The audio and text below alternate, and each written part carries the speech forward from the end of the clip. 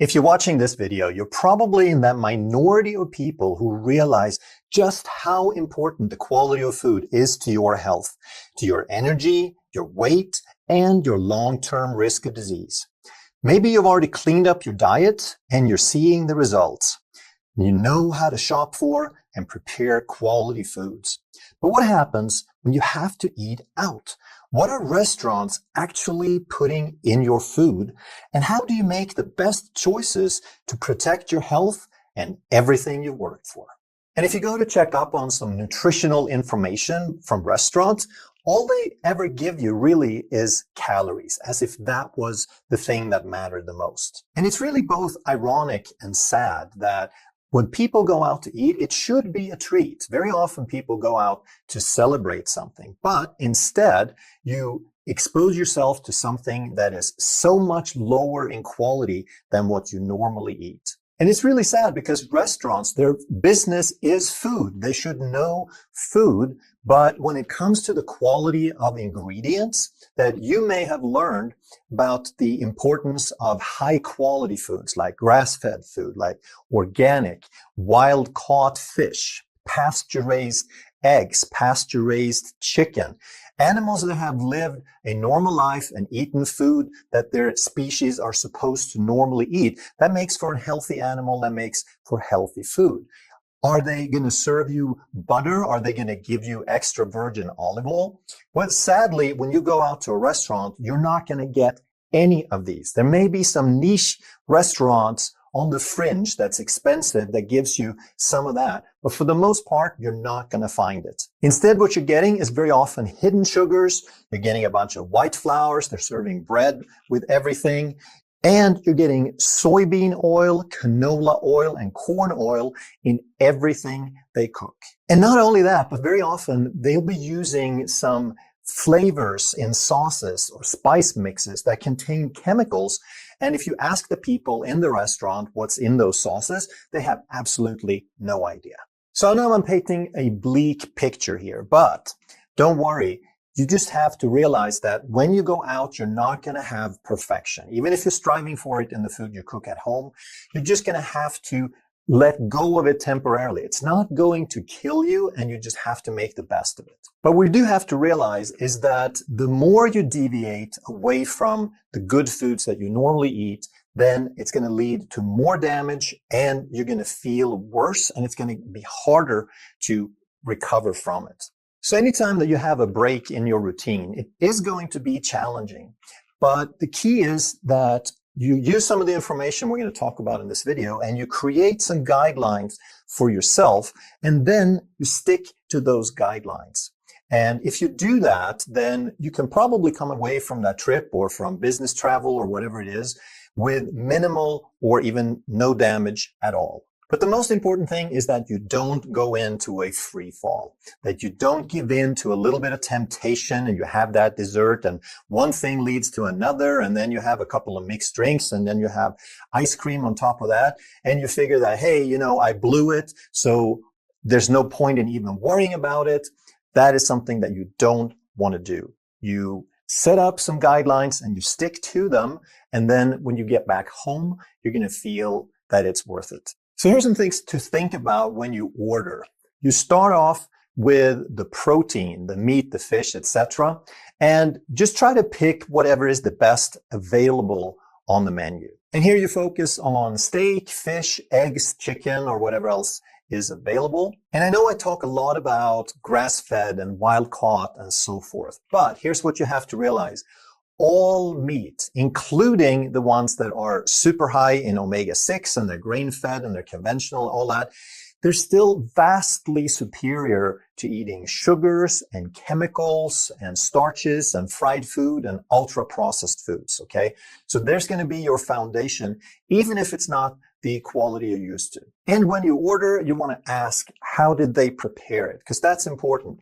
There's a huge difference between if they grilled it or baked it, which is relatively healthy, or if they sauteed it, because they're going to use all those seed oils, or if they fried it in those seed oils. And then when you order, you try to convince them to replace your fries, your rice, and your bread with some extra vegetables, some non-starchy vegetables like beans and broccoli and cauliflower and carrots if they have those, and also side salads. And right away when you sit down, here's the hard part, because once you order, you're going to be hungry, you sit down and they're going to come in and they're going to offer you that bread basket. And you have to be firm, and right away you say, no, we don't need a bread basket. And then when you get your side salad to start off with, you want to avoid sugary dressings and things with a lot of chemicals in it.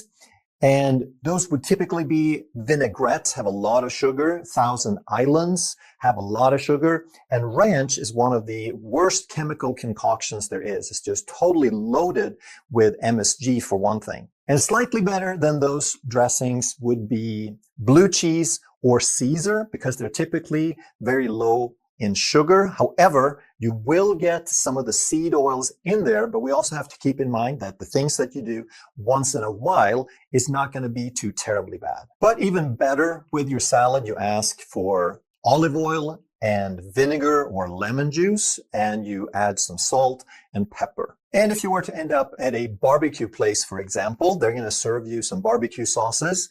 Or if you're in a restaurant that might have, like a Japanese, they might have teriyaki. And these sauces could have like 25-30% sugar in them. So you don't want to just drown your stuff in these sauces. What you can do is ask for a straight hot sauce or a sriracha or something that doesn't have any sugar or minimal sugar.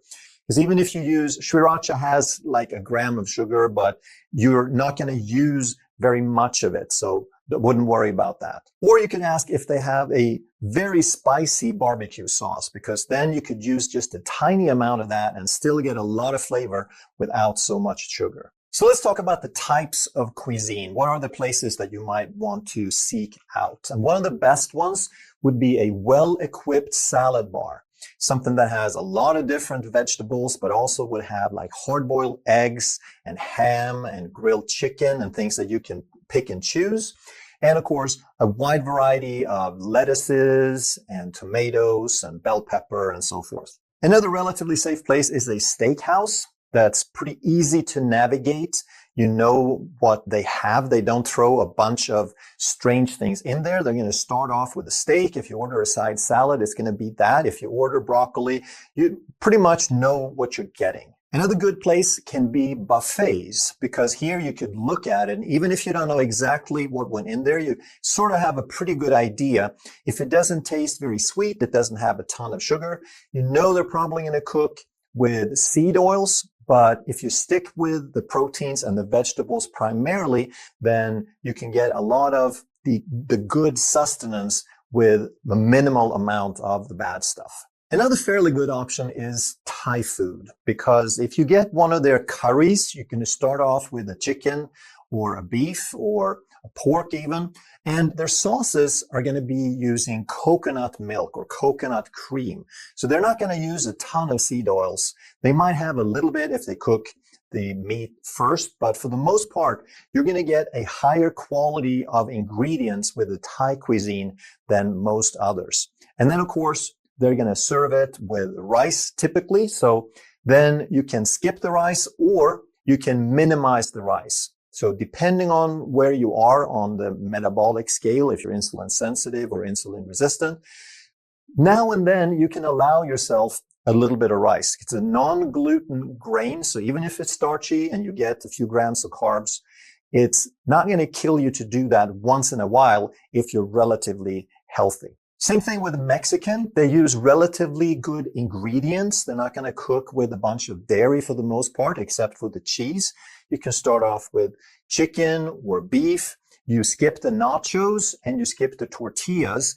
And if you use a minimum of rice, then you're going to have a fairly good balanced meal still. Also, breakfast spots are not too terrible because you can select pretty freely what goes into your meal. So you could do something like bacon or sausage or eggs or steak, etc. You could have a little bit of their hash browns or potatoes, and you're getting some starch, but again, stay away from the bread, stay away from the gluten and the sugary stuff. So it's not something that I would recommend all the time because the quality of their ingredients is not going to be very good. They're not going to use pastured eggs or organic sausage or anything like that, but at least you can select what you want and not get a bunch of starches and sugar. Now, Chinese food is very popular in terms of restaurants, but it wouldn't be my top choice because there's a lot of sugar in the sauces and they base everything and serve everything with rice. Now, the exception would be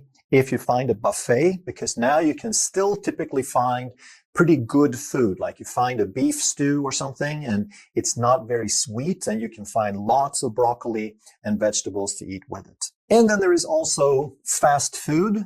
And that's kind of as a last resort, I would say. Make sure that you don't get the fried stuff. And what you could eat maybe would be a bunless burger. You ask for extra lettuce and tomato and you double or triple up on the beef patties. But again, the quality of the food is not going to be great. And you could also get their chicken salad, but I have to question sort of what do they actually do to that chicken to get that perfectly consistent, rubbery, bouncy consistency. It's so moist and so juicy, but it's not like any chicken I've ever had anywhere else. And here's a big one. This is really important. And most people don't even realize that one of your options is to eat fewer meals. That is very, very powerful. But the way we're raised, unless you've been watching videos and practiced intermittent fasting, you don't realize that you could actually eat fewer meals. So what you want to do though is you want to practice at home first. You don't want to get in the car on a road trip and decide I'm not going to eat today, and then you get dizzy and lightheaded and hypoglycemic. So make sure that you understand how your body works if you skip a few meals. And if you practice at home, you're going to realize that you can feel absolutely fantastic on eating once or twice a day, especially if you sort of get your body in the groove of eating low carb and stabilizing your blood sugar over a period of time. Then this is not going to be a challenge at all. And one of the easiest ways to do that is to skip that free breakfast at the hotel, unless it's a really, really great breakfast. If they are actually serving good quality eggs or maybe cooked eggs and sausage and bacon and things custom, then that would be a good option. But for the most part, most people I see, they eat their waffles and their danishes and their muffins and maybe a little piece of sausage or eggs with it. But that's not a breakfast that you need, and the quality of the food that they typically serve on free breakfast is pretty bad. And what you could also do if you got your car with you on a road trip is bring a cooler and you fill it up with some hard-boiled eggs. You can grill some chicken wings in advance. You bring some packages of cheese cubes and ham, perhaps. You can bring cut up bell pepper and carrots, and there's all sorts of good stuff that will carry you through and replace a couple of meals. So let's talk about carbohydrates and different kinds of drinks. And what we want to consider here is, where are you on the spectrum, on the metabolic spectrum, from insulin sensitive to insulin resistant? If you're really insulin resistant, then it's probably a good idea to avoid bread and rice and potatoes as much as possible. And I put beans in parentheses because if you had a little bit of beans, it's probably not going to mess you up too much because it still has a lot of fiber and some protein and some sustenance to it. If you're insulin sensitive, now it's really not going to mess you up too much if you make a few exceptions. You could handle some carbohydrates temporarily. Just make sure that if you have some extra carbs, that they're not the worst kind. Don't start eating sugar and desserts and white bread and fried food and things like that. And the reason is that not only are they the worst kinds of foods, but they also have the greatest potential for triggering a free fall. And why is that? Because they are drugs. They change your state of mind. They're very addictive and they will make you lose your willpower. And in terms of drinks, obviously, you don't want to start drinking soda or sweet coffee drinks just because you're on the road or you're on a trip. You want to stick to the black coffee. Drink water is, of course, okay. The occasional cappuccino without sweeteners. And also most places, even fast food restaurants, are going to serve unsweet tea. And when you're traveling, whether it's a business trip or vacation, there's always going to be exposure to alcohol. And if there is some peer pressure, and I don't want to call it peer pressure because you're a grown up, you can say no, but there's still these situations where you feel like you would feel better if you can participate and have a drink or two, then make sure that you stick to dry wine, white or red dry wine, or maybe bubbly wine, and also distilled spirits like whiskey or bourbon. Now, one of the most important aspects of health is going to be the quality of fat. And the problem is that everything that you eat that's fried food is going to be soybean, canola, and corn oil. And all the cooking that they do in restaurant is going to be pretty much guaranteed to be those same terrible oils. And all the dressings that they serve with your salads are going to be those same terrible oils. And if you're in a steakhouse and you'd like to have a little garlic butter with your steak, chances are pretty high that they're going to bring you margarine. And I can't tell you how many times I've asked the waitress, are you sure that the garlic butter is real butter? And she says, oh, yes. And I ask, can you go and verify that? And they walk away and they come back and they say, oh, I'm sorry, we don't have real butter. And this is for a lot of places. It's kind of rare, actually, to have real butter. So be very careful with things like that. Now, even though it's rare, it does happen. So you can ask, especially if you're ordering extra vegetables, then you could ask if they have a few packs of butter that you can melt onto your vegetables, because that can fill out the meals and give you a few extra calories because you want to cut out the carbs. Another thing that they typically will have is going to be olive oil. So you can put that on your vegetables. You can put that on your salad with some vinegar or lemon. And you could ask, I've never found it, but of course, if you could find extra virgin olive oil or organic, then that would be perfect, but I wouldn't count on it. And unless you go to some niche restaurant that serves grass-fed beef, for the most part, everything that you eat is going to be high in omega-6s. So like I mentioned earlier, though, this is not going to kill you. What you want to do is you want to eat the best you can at home. And then when you're on the road, you want to eat the best you can for being on the road. And in the long run, you're going to be okay. But making better choices on the road is going to make you feel better, and you're going to have a quicker time to get back to normal when you're home. But let's get a little bit of perspective on this now. So the best food, the stuff that your ancestors have eaten for tens of thousands of years, that come from the planet that man has not changed or destroyed, things like grass-fed beef or wild-caught fish or pastured eggs and chicken. That's all there ever was until we started spraying with pesticides and processing and hybridizing food. We had extra virgin olive oil. They've been pressing olives to make oil for thousands and thousands of years, but they didn't have the seed oils. They didn't have hydrogenated oils. And all the butter was grass-fed. So those would be the ideal foods that we try to eat at home as much as we can, but they're not going to serve those on the road. So what we want to understand is even farmed fish, even though it's not as good as wild-caught fish, it's still pretty high on the scale. And even though regular commercial kind of bland olive oil is not as good as the extra virgin, it's still much better than most other things. And then we have things like non-starchy vegetables and salads, and they're still great. And even if they sprayed a little bit of pesticides on them, they're still going to be way better than chemicals and sugar. And even, like I said before, all meats are better than junk food. And the CAFO animals, the concentrated animal feeding operations where they make most of the beef and the pork and the chicken that we consume in this country, and virtually all of it that are served in restaurants, that's still better than the stuff we're getting to in a second. And some of the stuff that's kind of okay, if you're insulin sensitive, would be some amount of beans and rice and potatoes. But then we're getting down to the stuff that you want to minimize as much as possible, like commercial salad dressings. We talked about that before. We have the seed oils, we have chemicals, we have sugar. Then fried food, obviously, we want to avoid, and sugary condiments like barbecue oil and ketchup. And near the bottom, we have desserts and cookies and candy and baked goods and all the muffins and the danishes that they serve in the breakfast buffets. And probably the worst of all would be mixed drinks, because there you get the double whammy of the alcohol and the sugar.